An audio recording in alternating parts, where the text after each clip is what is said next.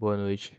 Meu nome é Gabriel e junto com o meu grupo vamos apresentar um pouco sobre a arquitetura de von Neumann e a hierarquia de memória.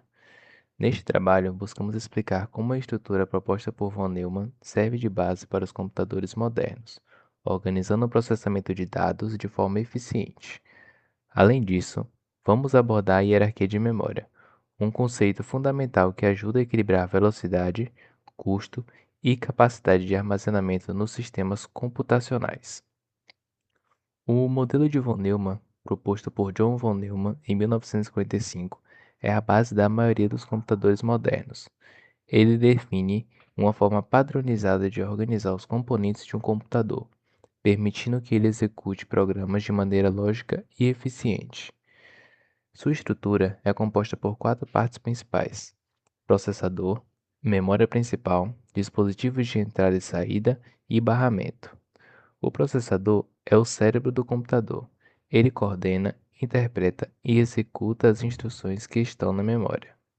Dentro dele, temos três partes principais: a unidade de controle, que coordena o funcionamento do processador, busca as instruções da memória via o PC, decodifica e controla sua execução, e envia os sinais de controle para os outros componentes. A unidade lógica aritmética realiza cálculos matemáticos e operações lógicas, e trabalha diretamente com os dados que vêm dos registradores. E os registradores, pequenas memórias ultra-rápidas dentro do processador, que armazenam dados e instruções temporárias para agilizar o processamento. Já a memória principal armazena dados e instruções no mesmo espaço. A RAM, que é a memória, permite acessar qualquer posição de memória diretamente, sem precisar seguir uma ordem, acelerando o processo de busca de instruções e dados pela CPU. Os dispositivos de entrada e saída permitem comunicação entre o computador e o ambiente externo. E o barramento são linhas de comunicação que transportam dados, endereços e sinais de controle entre os componentes. Ele conecta todos os componentes principais do sistema, ou seja, sem barramento, os dispositivos não se entendem. Boa noite, professor. Boa noite, colegas. Meu nome é Tiago e irei falar um pouco sobre o fluxo de funcionamento e relação entre os componentes no modelo de von Neumann. Temos aí a CPU e a memória. A CPU busca instruções e dados da memória. Primeiro, a unidade de controle pega o endereço da próxima instrução. Essa instrução é buscada da memória via barramento de endereço e barramento de dados. Depois, ela é decodificada e executada pela CPU. E aí, se a instrução precisar de dados, esses dados também são buscados da memória. Temos um outro fator importante, que é a CPU e registradores. Os registradores dentro da CPU, eles armazenam temporariamente dados e instruções que estão sendo usados no momento. A ULA ela faz contas ou comparações com esses dados rapidinho, sem precisar ir toda hora na memória. A ULA e a unidade de controle, ela desempenha um papel super importante. A unidade de controle diz para a ULA o que ela deve fazer. Por exemplo, a soma entre dois números. Por exemplo, temos lá um número A e um número B. E aí ele vai pegar esses dois números e vai fazer a soma. A ULA ela vai executar e mandar o resultado de volta para o registrador ou para a memória. Temos também a CPU e o dispositivo de entrada e saída, né? São também peças importantíssimas para que tenha aí uma comunicação fidedigna. A CPU ela pode receber os dados de entrada, que aí seria um teclado, um mouse, sensores, equipamentos que são responsáveis aí por armazenar esses dispositivos de entrada e saída, e pode enviar dados de saída para a tela de um computador, por exemplo, uma impressora, uma impressão, por exemplo, um documento, entre outros. Isso rola via barramento, também com uma unidade de controle orquestrando tudo. Ou seja, ela é um fator principal que faz com que esses componentes tenham sua comunicação de extrema importância. Temos aí também os outros barramentos, que aí tudo isso é possível graças aos barramentos, essas comunicações que são internas, feitas por um computador, são os barramentos que são os responsáveis por fazer o encaminhamento dessas informações. São conectadas com os computadores, né? E aí a gente tem aí dados transportados, trazendo aí alguns valores para que seja apresentado dentro de um ciclo de processamento. Temos aí os endereços, que diz onde busca ou guarda uma determinada instrução. E tem também o controle, que sinaliza o que está acontecendo. Isso aí pode ser uma leitura e escrita, entre outras atividades corriqueira voltada para esse controle. Hierarquia de memória. A hierarquia de memória é uma organização dos diferentes tipos de memória em um sistema computacional, com base em sua velocidade, custo e capacidade. O objetivo dessa hierarquia é equilibrar desempenho e custo, garantindo acesso rápido aos dados mais utilizados. Iniciando a hierarquia da memória, no topo da pirâmide se encontram os registradores. Os registradores estão localizados no núcleo do processador. São caracterizados por um tempo de acesso menor que um ciclo de relógio. Sua capacidade é da ordem de centenas de bytes. Por ele estar localizado dentro do processador, ele tem um acesso ultra rápido, só que ele é muito caro e tem a capacidade bem limitada. Logo abaixo do topo da pirâmide se encontra a memória cache, que é um tipo de armazenamento temporário de dados que agiliza o acesso a informações frequentemente usadas pelo processador, agindo como intermediário entre o processador e a memória principal. Ela é altamente veloz, porém é cara e com capacidade pequena.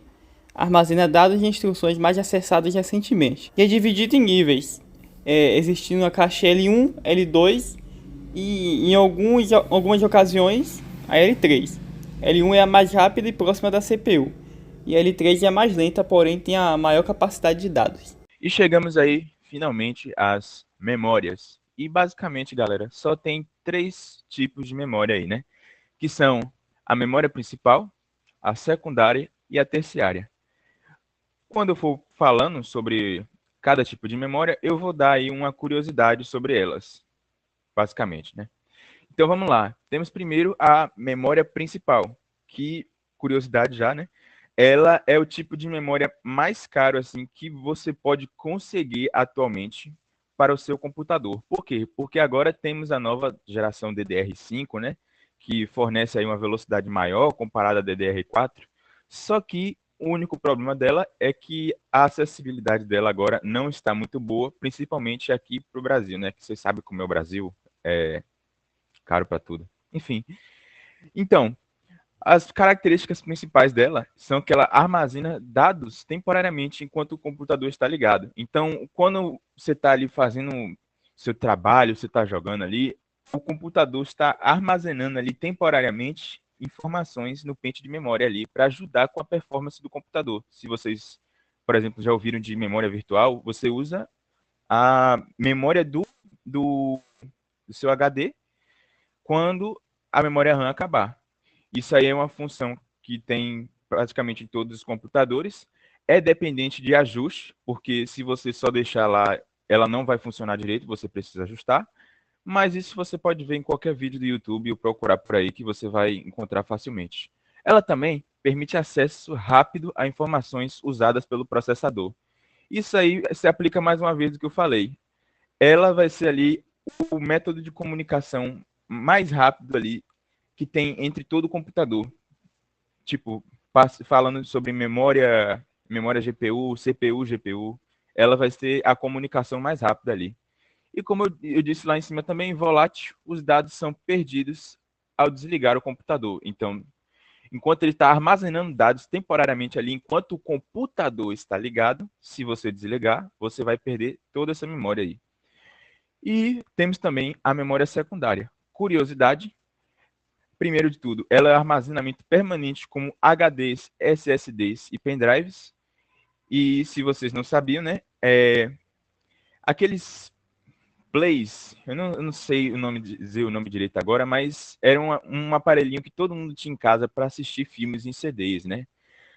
Recentemente, o pessoal descobriu um método de você praticamente conseguir aí armazenamento de graça. Não quer dizer, não é de graça, né? Mas depende do que você consegue ali, o preço ali. Você compra esse aparelho que você assiste DVD e se você abrir, provavelmente vai ter um HD dentro. Às vezes varia de 256 gigas para 1 terabyte, como eu já vi já. Só que não é garantido porque às vezes o HD pode estar bem acabadinho, né? Porque anos de uso e tudo. Então, ela também guarda os dados e programas mesmo quando o computador está desligado, então ela não é volátil, então se você armazenar alguma coisa no SSD, no HD, pode ficar despreocupado ali que quando você desligar o computador, ele não vai apagar. O pendrive é só você ejetar antes de desligar o computador, então você não tem risco nenhum mesmo. E ela também tem maior capacidade que a memória principal, mas é mais lenta, fazendo aquele comparativo ali com a memória RAM, né? Que ela tem mais armazenamento, ela tem maior capacidade, às vezes chegando a 2 teras, 3, 4 teras por aí, mas ela é mais lenta, consideravelmente mais lenta. E temos também a memória terciária, usada para armazenamento em massa e backup, como fitas magnéticas, discos, DVDs e armazenamento em nuvem.